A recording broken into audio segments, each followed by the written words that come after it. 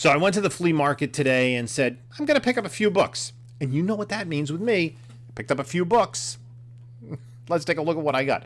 Up next on this video from Bronzeville Comics.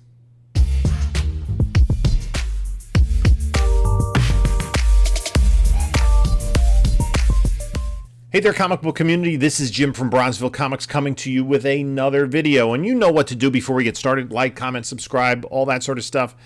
Follow us on the other socials, Instagram, Bronzeville_comics, whatnot, Bronzeville_comics, sales Monday nights, 10 p.m. Eastern Time. And also, you can see the link to our eBay store in the description below. So, it was a beautiful Saturday morning.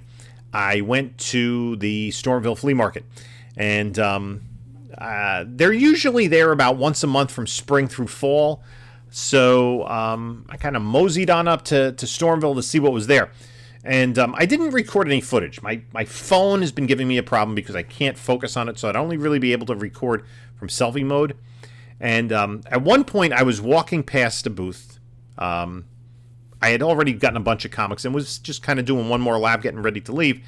And there was an argument that broke out. Guy thought that the proprietor of the booth thought his wife was stealing something, and he got very aggressive with her. And she's like, no, I didn't do anything like that. She's like, you ran out of here like a bat out of hell. Like my wife was stealing something from you.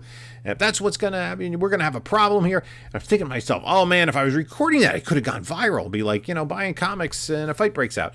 But anyway, I don't have any footage of the flea market.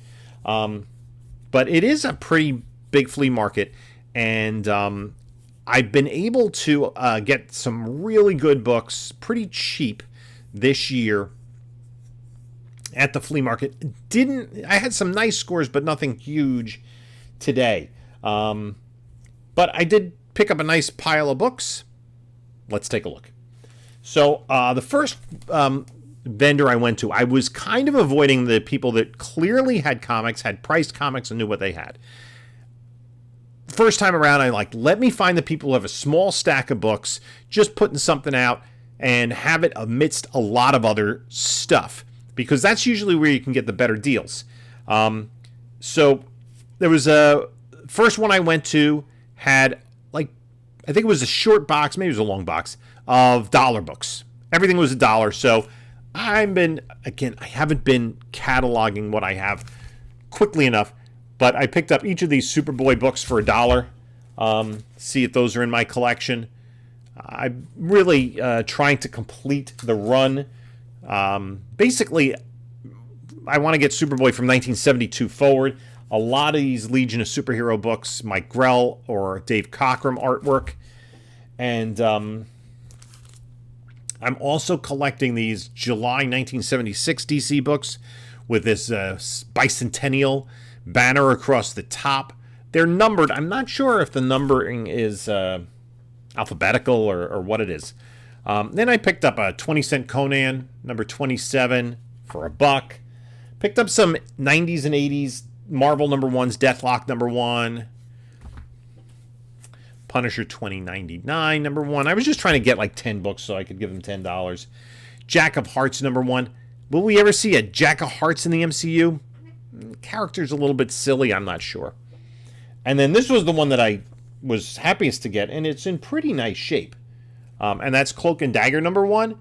This is their first number 1 from the limited series that predated any ongoing series they had. I went to another vendor. Next guy I hit up had a bunch of books. Didn't really have them priced. When I asked, he's like, they're about $3, some are more. So I picked up this pile for $30. A little more than I would have liked to spend, but I thought it was a pretty good deal. Gambit number 1. Not a bad book. Midnight Suns Unlimited. Hulk 393. Homage to Hulk 1 with this foil cover. It's a 30th anniversary, retells his origin. I picked up this Iron Man book, 332. These books after 300 are a little harder to come by. Punisher Warzone number 1. This book I like. I picked up a number of these recently. Wolverine number 50 with this die-cut cover with the claw slash. Amazing Spider-Man 400. the death of Aunt May. And then I picked up this book. Unfortunately, it wasn't bagged. All the rest were bagged. But this book caught my eye. I looked it up. Black Panther number 11. And this is the first battle between Shuri and Namor. Could we see something like that in the Wakanda Forever movie? Then I went to another vendor who's there consistently, Cards and Comics. He has good stuff. It's fairly priced, and it's usually pretty high grade. So I went and I got this Fantastic 420 Center, which does have the significance of being the first appearance of Darkoth the Death Demon, but more importantly, it's just a Fantastic 420 Center. Then I've been trying to complete this run. Again, I'm not cataloging well enough. Batman Family number 7. Interestingly, Batgirl and Robin, who headlined this book for many of the issues, are fighting the Huntress and the Sportsmaster, who are Earth 2 villains. I don't know how that fits into continuity. Picked up this Marvel Zombie variant cover. We know we're getting a Disney Plus series. Then I picked this up, and I didn't notice completely what it was. Still not a bad book to pick up. But it's Thor God of Thunder number 1, the Halloween Comic Fest. So this is the run that introduces Gore the God Butcher in issue number 2. But that was the Halloween Comic Fest was kind of, I think it was a precursor to Free Comic Book Day. I think those were given away free. If you follow the channel, you know I'm collecting these DC 100 pagers. And so Superman Family there, 168, I believe that is. Superman Family, by the way, continued the numbering from Jimmy Olsen. What they did was, I guess it was 1973, maybe 74, DC canceled Superman's pal, Jimmy Olsen, Superman's girlfriend, Lois Lane, and Supergirl, and then just put them all into the Superman Family. Fantastic Four 176, this is a nice copy, has cameo appearances of Lee and Kirby. Here's a little bit of a deep spec. 90s spec, Night Thrasher number 1, and it's a newsstand copy. Foil in its peak here. Will we see a Night Thrasher character in the MCU? Who knows? I mean, people are speculating on Darkhawk and Sleepwalker and some of these other 90s characters. You never know. This, and I've been trying to complete the run. I got some more from another vendor. Adventure Comics. For the price, I thought this was great. $3.39. It's a pretty early issue in the Legion run. Been picking up Secret Wars books, this variant cover. This is an interesting book. This is a variant cover, and I saw Rusty from Collector Auctions had unboxed one in a CGC 9.8. And that's Jurassic Park number 1 from Topps Comics. I don't think this is a 9.8. I'll take a closer look at it. But what's really odd is this is a variant cover. The cover A was penciled by Gil Kane and inked by George Perez, who were the artists on the book. This cover was done by Dave Cockrum, and in a 9.8, there have been a couple of recent sales in a 9.8 of $400. Yeah, this got some stuff on the back. A couple of color rub on the spine. It's a nice book. It's that Dave Cockrum cover. Again, 9.8 sold for $400, but there's, according to cover price, there are no supporting sales in lower grades. You would think if a book is selling for an excess of $400 in a 9.8, then you'd have 9.6 sales of maybe about $200. And maybe even the 9.4s could be in the $100 range. Cover price just has 3 sales of a 9.8, 2 within the last few months. But I'm not sure. Sometimes that's just because they don't get completely updated stuff. I picked up this Wolverine 17 classic John Byrne cover. This is a book that was making lists several months ago and has really cooled down. But the speculation that were behind its movement still exists. Gamora number 1, first of her self-titled series, and Gamora's going to be in Guardians of the Galaxy 3, and there were reports that the narrative was going to center around Gamora and Nebula. So I also picked this one up. Still in the poly bag, Midnight Suns, Ghost Rider 31, first full appearance of the Midnight Suns. This one I thought was pretty high grade, and that's Spider-Gwen #1. I almost couldn't pass that up. This is an interesting book, and it's related to one of the books that I showed earlier. This is Black Panther #21. And the cover's by Gary Frank. And what's interesting about this is there's no fight between Namor and Black Panther in the book, only on the cover. But I figure Namor, Black Panther, that's can't go wrong there. And then I picked up a few issues of Sandman 70, 47, 68. 68, 47. Anticipation of the series, I'm picking those up.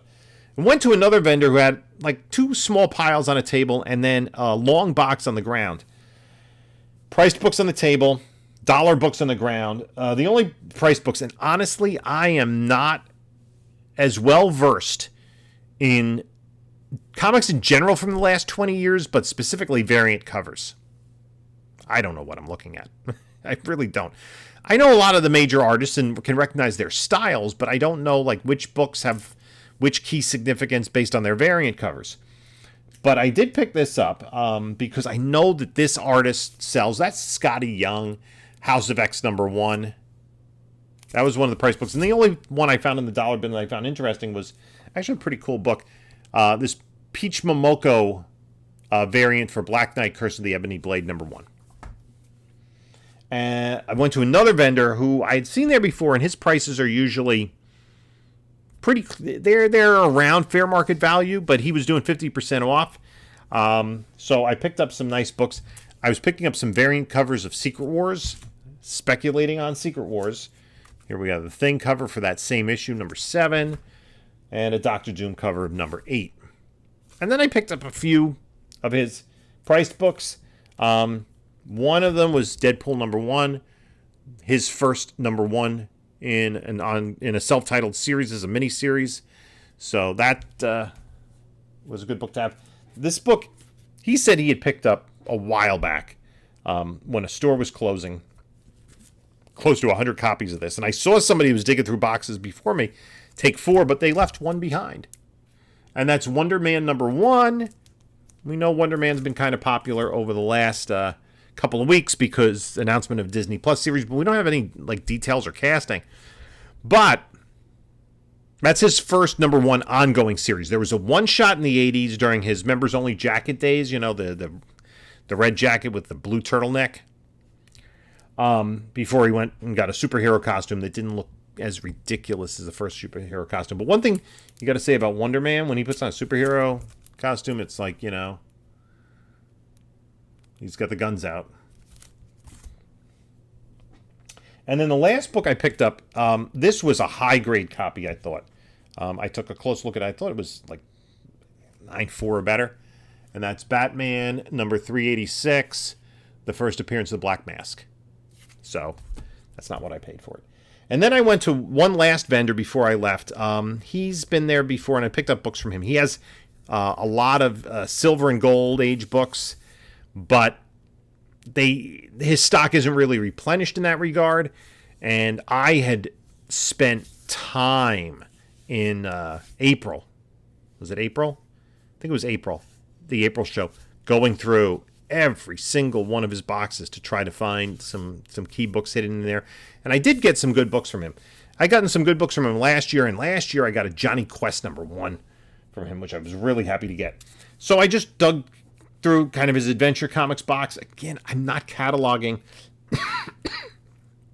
as completely as I need to know what's in my personal collection, so I might have picked up some duplicates, but then we can compare condition and sort it out. Adventure Comics 367, 302,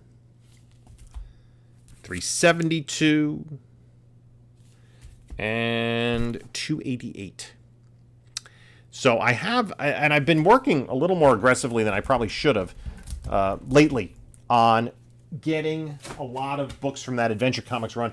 I have kind of set myself a goal because I had for years, I've had like every issue from 400 to the end, which was just after 500. Just before 500, they went to these digests, and I believe I have all of those. But I've been kind of working my way backwards. I have all the Supergirl issues, and now working on the Legion of Superheroes issues.